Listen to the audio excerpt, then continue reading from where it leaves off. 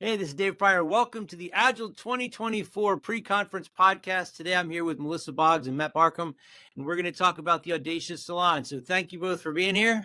Thank you, Dave. I do want to talk about the Audacious Salon, but we should probably explain to these people who you are just in case they don't know, because they've been living under a rock. So Melissa, why don't you go first? Can you tell these folks a little bit about yourself and the other thing you'll be doing at the conference as well? You're already hinting. Yes, Dave. Thank you for having us. My name is Melissa Boggs. I am a leadership coach and a keynote speaker. I am also the co-chair of the Audacious Salon for the second year now. And I also have the privilege of being the closing keynote this year at Agile 2024. Cool. This is my dear friend and co-chair, Matt Barcomb. Hey, Matt. Now, before you start, now I know how I have to order the images since you just pointed. So I'll have to make sure he's on that side. I'll have to reach around. I don't know how to do that. So Matt, tell these people who you are. Yeah, I'm Matt. I've been involved with this conference for, since 2010. I'm very intrigued by the Agile community and watching it evolve and change. I'm currently kind of exploring the intersection between change management and product coaching. So specifically trying to help product leaders become better change leaders. For those who are willing, I don't want to force anybody. But I do feel like that's a very interesting path right now. And I do think the conference is a great place to learn more about both things in general. So it's a good stuff.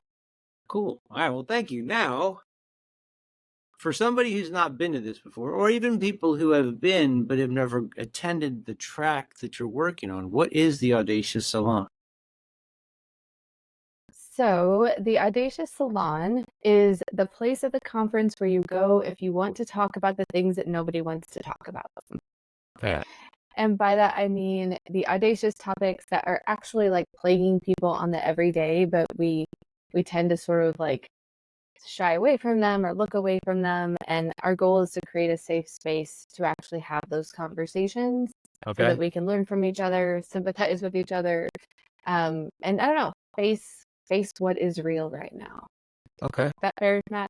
I think so. I would add to that I think it's a great, it's the track to participate in if you want to participate. You can go sit in a lot of conferences or, at a lot of talk sessions and other tracks. Workshops are fine. Like, you get to do some hands-on stuff and practice some things. Here though, like in Audacious Salon, there's a lot of audience participation in various ways. But that I think is a big part of it is you as a participant are part of the conversation. It's not some expert at the front of the room who is bestowing all of the amazing right answers to you. And that's a very intentional thing with how you set this up, right? I know I went to one last year and I was not aware of that. And I am like the guy that sits in the back and just doesn't part. And I was right in the front and had to engage in every activity. It was a lot, but it was really rewarding to be a part of it. Yes, absolutely. How did that work, the way you set it up to do this stuff? So this version of the Audacious Salon was reborn last year with myself and Zach Boniger. Shout out to Zach. And we wanted to reimagine these as conversations. So the Audacious Salon came long before us, had been, a staple of the conference and was well respected and people loved it. But we wanted to create that space that I just referred to where we're actually like coming together and talking and not just receiving information from amazing, smart, experienced people. And so we did so by engaging with a lot of liberating structures type of formats. We got the best facilitators that we knew, including Matt last year. And we said, okay, so we want to make these statements, these audacious statements. And last year there were 4, this year there are 3.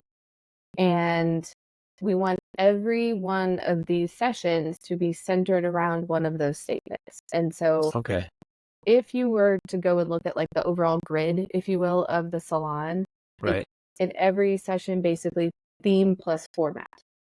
So this year we have 3 themes, we have 7 formats, and each one is just like each session, there's 3 different rooms going and 3 different themes going. And each of them in a different, like something different is going on. So there's a lot of variety. and the formats are basically pulled from Liberating Structure. So if people are curious about that, you can go to Liberating Structures and look that up. Yeah, most of them. I will say we also added in 2 this year. Well, 1 from last year, which is the daily debate, which is high school debate style, which was a hit last year. It was hilarious and also intriguing and learning. And then Matt, tell them about the fun sessions because I'm so excited. This was your idea. I'm super excited about the fun thing. I'm not just because it was my idea, because I really liked the formats of last year, but and the formats we feel the debate's awesome. Things like fish bowls and world cafes and whatnot are great for getting people involved. But most people who know me know that I like at least humor, if not explicitly like cutting satire. So I wanted to kind of create a space where a facilitator could help people participate in something like that. So, we don't say what they have to do or how to do it. That's up to the facilitator to create the space and create the experience. But this idea of, as Melissa said earlier, we want to engage in spicy topics, but in a safe way. And oftentimes you can find that using things like humor, satire, self-deprecation, those types of tricks can diffuse otherwise, kind of spicy or buddy content, and maybe allow us to play with these topics in a way that's safe, but still making a point. And it's very kind of healing too, because we all have to get that stuff out of our system. You're giving people a hopefully more constructive way to get it out than just like bitching in the corner late at night at some event and complaining about how everything's wrong. Yeah, and maybe making that easier to say because we're saying it in a fun way. Like, yeah, I mean, ideas that Melissa and I kicked around, and of course it'll be up to the facilitators to decide what they do, but like, having a Agile signatory beauty contest, or a Agile Mad Libs wrong answers only, or like whatever, right? I mean, it kind of doesn't matter, but the idea being that it's engaging, it's a bit performative, it should be humorous, safe and fun, but still exploring something that has some meat to it. And helping us all not take ourselves so incredibly seriously, which we have a tendency to do. That's true too. I mean, in general, we only got like 80 something years on this rock. Is Agile really the hill we want to die on? Probably not. So the themes are Agile and its roles are having an identity crisis. Agile has become, I took notes, Agile has become everything big business needs it to be. And the one I'm super curious about is the psychological cost of being Agile is high. Can you talk a little bit about that one? Either one of you? Okay. Are you both? It's too taxing, so like psychologically to answer the question. No, yeah. I can't even. I think what I find, I don't feel safe. I think what stood out to me about that one, because I want to say Matt brought that up first, was that we talk a lot about like change management, right? We've already talked about that in this call. And we don't necessarily talk a lot about like the change agents and how psychologically taxing that can be to always be pushing against the grain, right? And yes, Agile has made its way across the world. It's a very different exposure than it was when all of us joined. But still, when it comes to like implementing the practices and the principles of agility, we're still pushing up a hill, right? We're still kind of a Sisyphus. So for me, there was this notion that like for the individuals that are pushing the boulder, the psychological cost is high. It's going against a lot of what our brains are sort of wired to do, right? Like our brains want to keep us safe. And so the safe thing is to do what we've always done. Now, nobody in this call loves that. We're not going to do that. But, it's pushing against that, and there's a cost to that. That was my first resonance with it. I know that like Matt has other additional thoughts around it, but that was the first thing that kind of hit me. Okay. I think that's something that I like about all of our themes is they all have at least kind of a double entendre, if not some extra entendre. But yes, so I agree totally. There's so many aspects of the psychological cost of Agile, right? I mean, there's the psychological cost of change in general. There's the psychological cost of the people trying to do the change, whether you're pushing it onto people, which we wouldn't recommend, or even just trying to advocate for it and bring people together. There's the psychological cost to the people in the system. Like there's clearly like people who are aligned with it and want to go for it, their cost is low. The people that are feeling threatened by it and have no power to retaliate, that's also a psychological cost. The frequency of change has a psychological cost, right? Like we talk about change fatigue or transformation fatigue or things like that.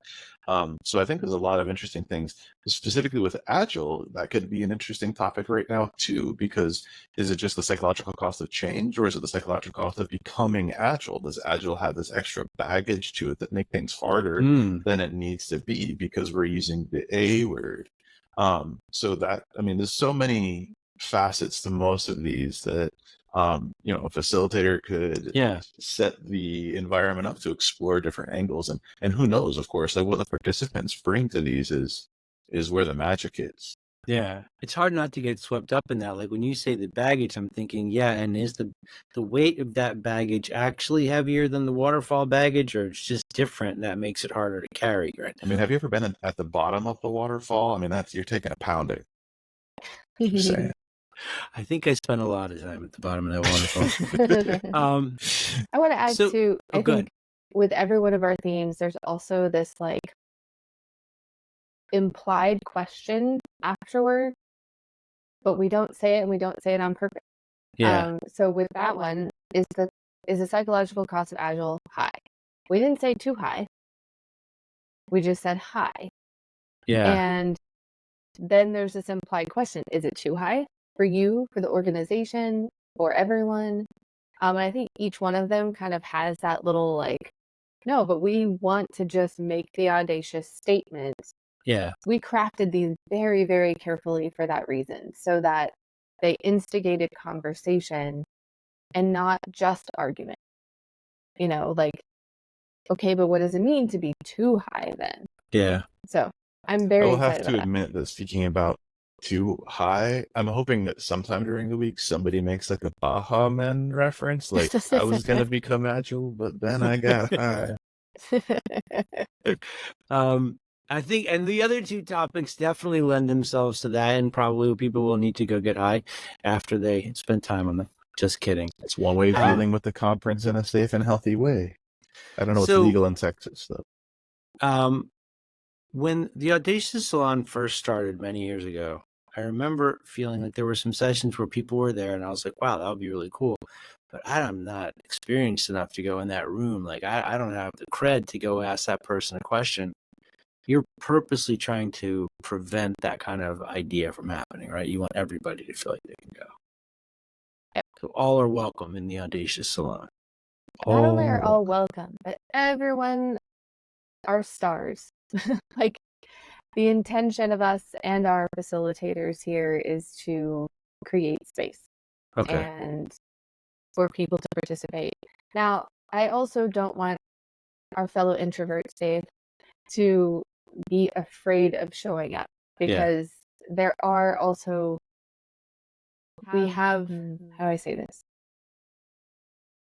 We're all aware that everyone participates in a different way, and no one is going to like shine a spotlight on you and be like, you haven't said anything today. In fact, in our daily debate sessions, we actually have spaces that are carved out for folks who don't want to be on the debate teams. We call them our resident observers. Oh, wow. And so we are also creating space for folks who maybe are a little bit more internal processors. But they still participate. They just participate in a quieter way, and that's okay. Okay. And the thing you said about everybody being stars, I think it's important to remember, is the couple thousand people that come to this conference. This is the biggest Agile event that takes place all year long. These are the people that are changing the shape of what we do. And with the reimagining stuff that's going on, there's an even bigger reason to be here and be a part of it. So they are actually all the rock stars of the industry because they're here. Totally. Yeah. So we've talked a little bit about how this is different than in the past. Is there anything that we missed in there? I just want to make sure we didn't skip over anything. I'll throw out one more format that's new. It is a liberating structure, but it's new this year, and that's a drawing together. Okay. So we have a couple of our best, visual artists, if you will. They would cringe if they hear me say that about them, but I think that of them. That will allow us to, it's also kind of getting into some play, right? Like, let's take this topic and let's draw about it. In first grade, I'm so excited about that notion. Just because it's all again about taking us out of being so serious about a serious topic. Yeah. And breaking it down into something maybe we could take away. So I think that's the other one I'm excited about. Well, also, and if you're in a session and you don't want to participate in a vocal way, I mean, drawing what's going on, it's a great way to open a different part of your brain and still engage. Exactly. So you are both veterans of this conference. I'd like to ask you some veteran questions. First of all, what are you both most excited about when you think about going there this summer? What's the thing? I always feel like it's summer camp, right? And there's parts of summer camp that you're like, oh, I can't wait to do that. And there's other parts of summer camp what are the parts that you're both really looking forward to? Well, part of it, I think, as a veteran, as you described this, might be a little bit different from maybe someone who just better. But yeah, there is a bit of that summer camp feel hey, we're gonna get to go back, or we're gonna get to see all those friends that you only see at summer camp. So there's a bit of that vibe.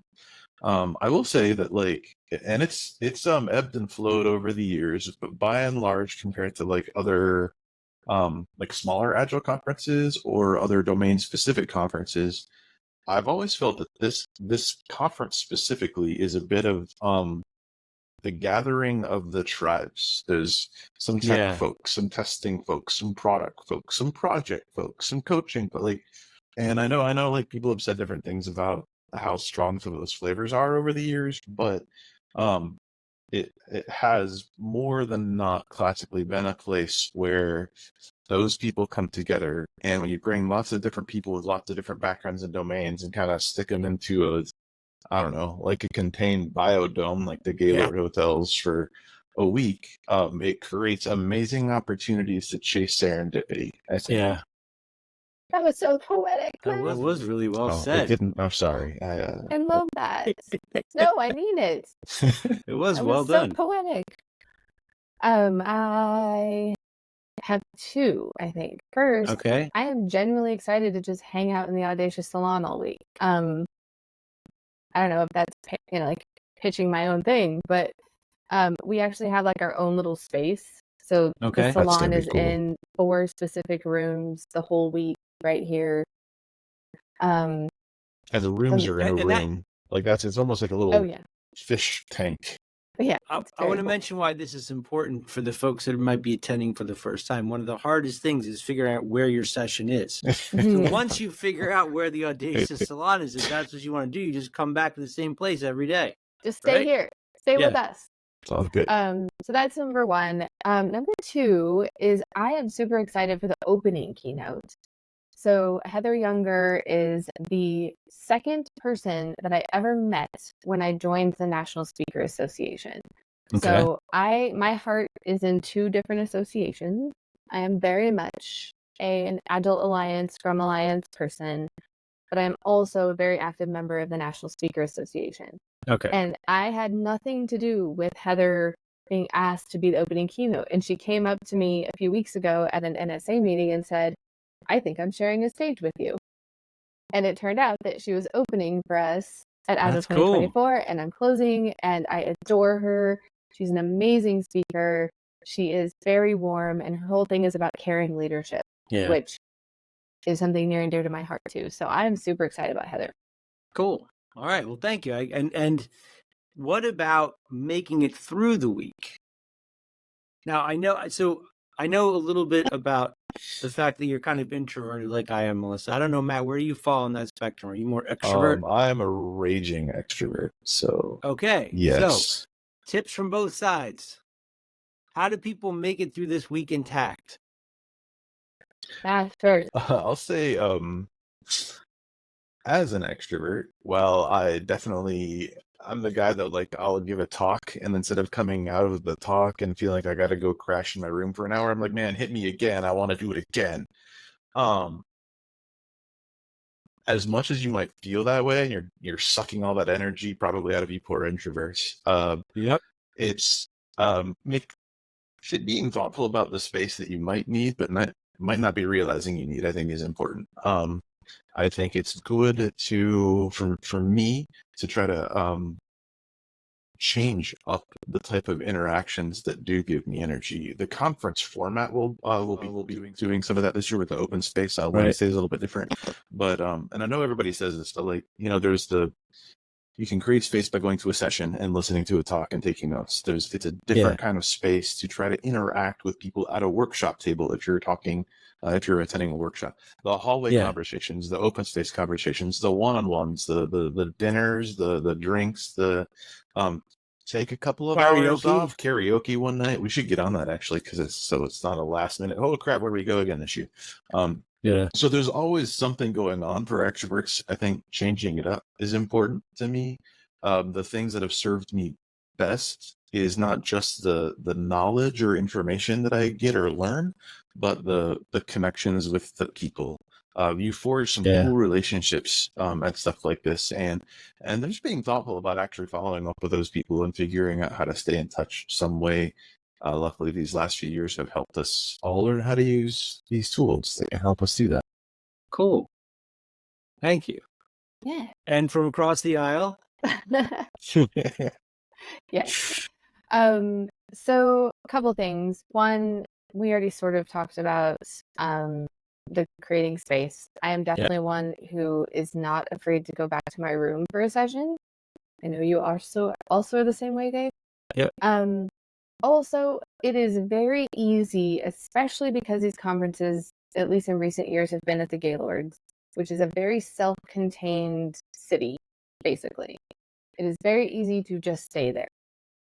And what has been at least beneficial for me is at least one of the nights to have one or two friends max that go and have dinner somewhere else, not in that space.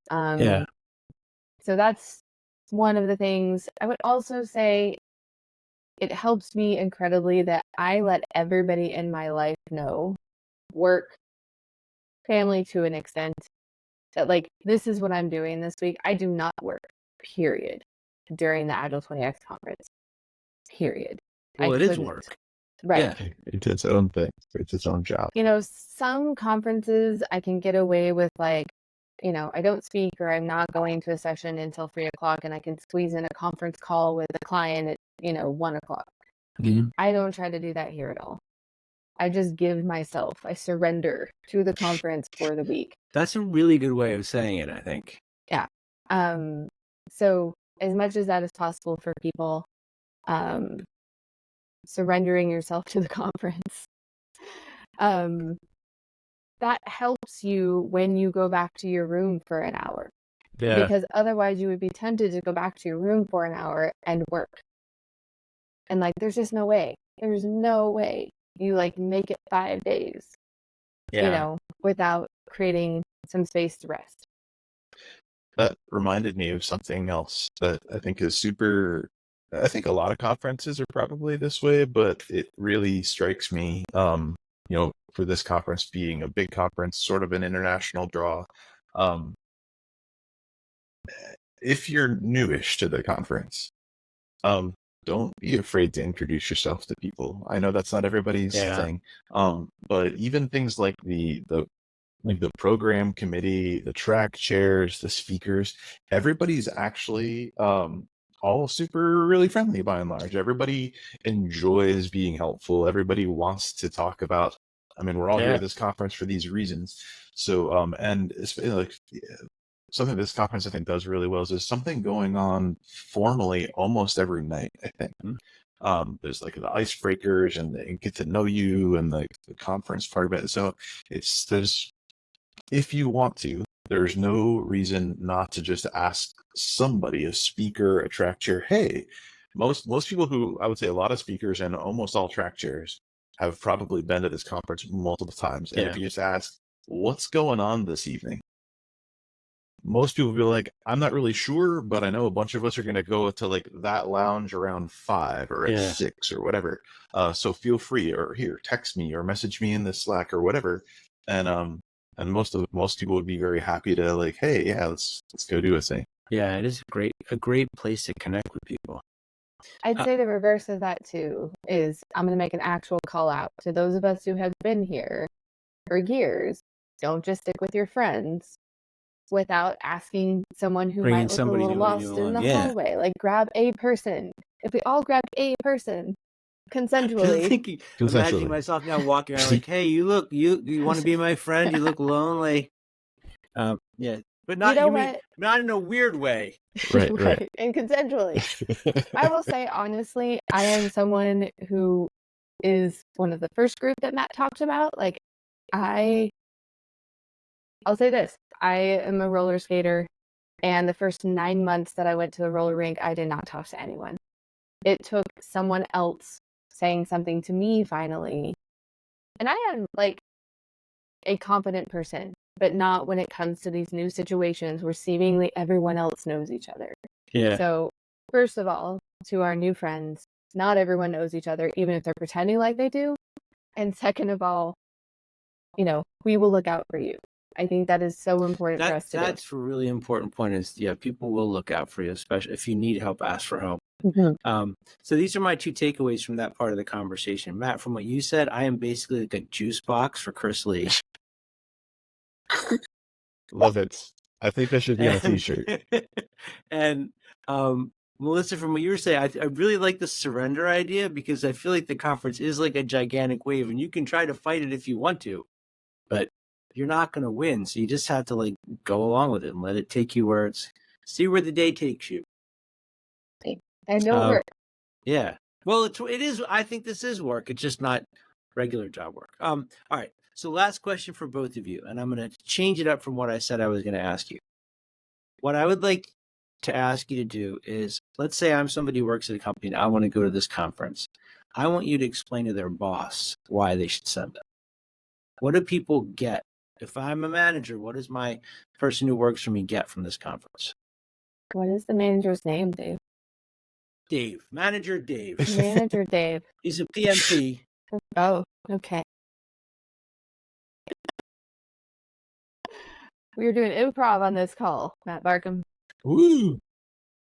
Are we both talking to them at the same time, or are we having individual conversations? Whenever you're ready. I don't want to rush it into it. Take your time. That would be good. All right. I'll be the good cop, Matt. That's a shocker. Manager Dave. Yes. I've heard that Lisa would really like to go to the Agile 2024 conference. And I just wanted to give you some quick tidbits about why that would be good for you. Now, I understand that you're a PMP. I am. Are you also familiar with Agile ways of working? Yes. Excellent. Is Lisa? Yes. I sent her to a 2-day class. She's an expert. She's a master in it now. Amazing. So this is a place where she can go and be with all of the other experts all at the same time. All the other 2-day masters. Yes. And this is going nowhere fast. And as you know, people learn in different ways, right? So one of the amazing things about the Agile 20X conference 2024 this year is that no matter how Lisa learns, there will be something for her there. Whether it's sit and take notes, whether it's participate in the Audacious Salon, and all types of different facilitation, whether it's the keynotes, there will be so many takeaways that she will bring back and be able to bring to your team. Okay. Bad cop? That's great. What do you got? Jesus, Dave, you know what's up. We have known for a long time that simply just trying to invest in your people super increases employee retention. Yeah. And there's a lot of things you could send them to, and this isn't the cheapest. That actually is a really positive signal to most employees that you're not being a skinflint on what you want. I'm going to invest in you. Here's $100. Like, here's go here's some candy money, Timmy. right? No, like this is the National Agile Alliance conference. If they're trying to learn more about Agile and all the Agile adjacent topics, then this is kind of the place to go. It's the big tent at the circus, which maybe isn't the metaphor that some people want, but also maybe a very appropriate that's metaphor. good because there's lots of things happening inside the circus that appeal to lots of different kinds of people. And it's going to, like, out of many other conferences, especially shorter conferences or local conferences where you didn't need travel, all of that, all of the size, the location, the travel to, the biodome aspect of us breathing each other for a week, it will create an experience. And part of that experience, however they take it, will be memorable. And I think that is very important. So I think it's an easy win. And we all know you probably just laid off at least 30% of your people, so you should probably try to retain the few that are too scared to quit you right now.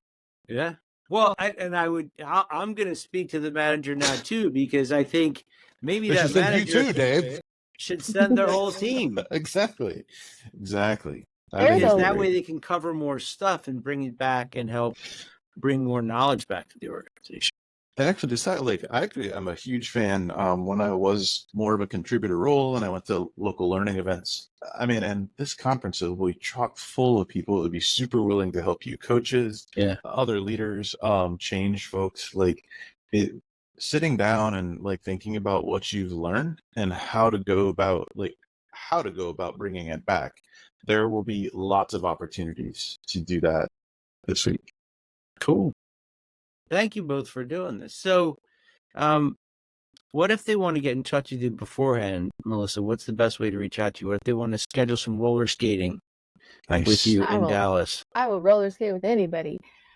You can find me at melissaboggs.com, and my email is just melissa@melissaboggs.com. All right.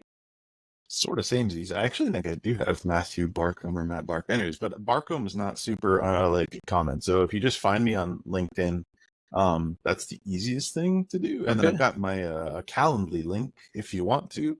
That'll set up a Zoom call for us. And happy to chat with anybody prior to the conference, after the conference, not during the conference, because like Melissa said, Surrender. You'll be busy. Yeah. Taking the week off, surrender to the waves. All right. Well, thank you both very much for doing this. This was great. Very fun. I'll see you in Texas. Yeehaw. Nobody does that, Matt. Sorry. Yay, armadillos.